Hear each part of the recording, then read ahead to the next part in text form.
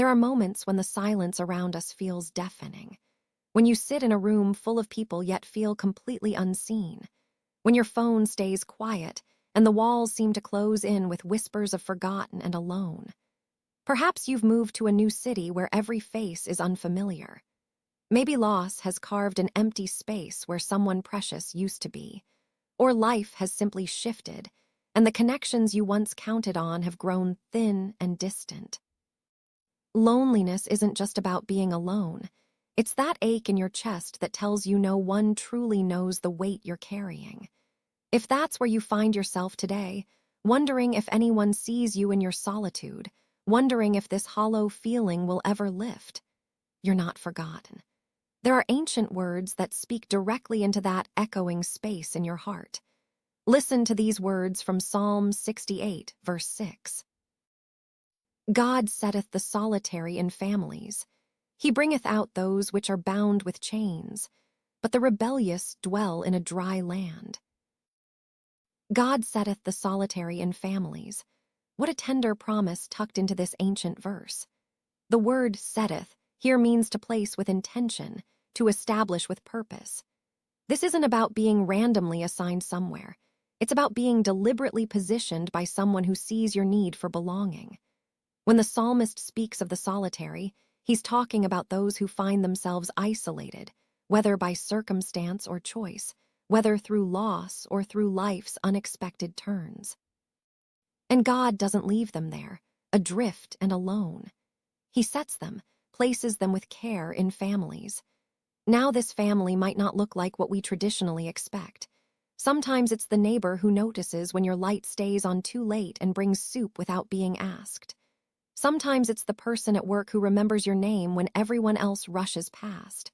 Sometimes it's found in unexpected places, a book club, a walking group, even strangers who become friends through shared struggles.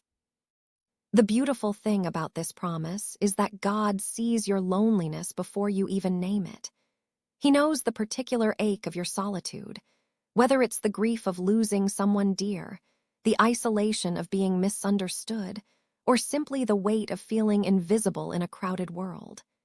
And He's already at work, preparing connections that will surprise you with their timing and their tenderness.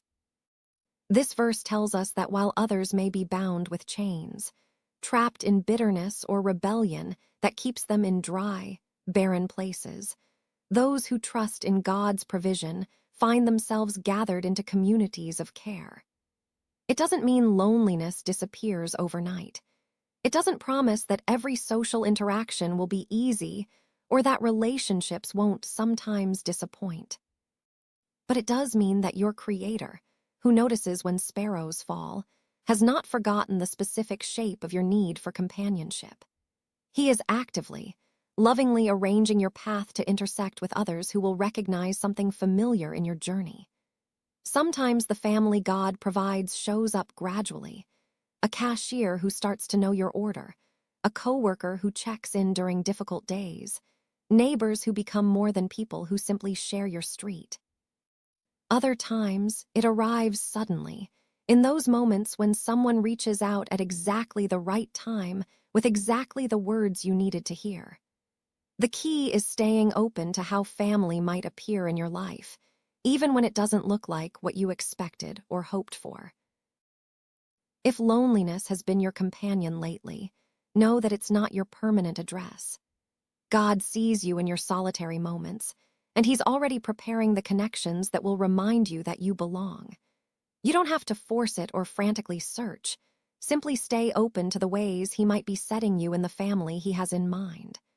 Subscribe for daily scripture comfort and promises of peace, because tomorrow we'll explore another truth that your heart needs to hear. Until then, rest in knowing that your solitude is seen, your longing is understood, and your story of belonging is still being written.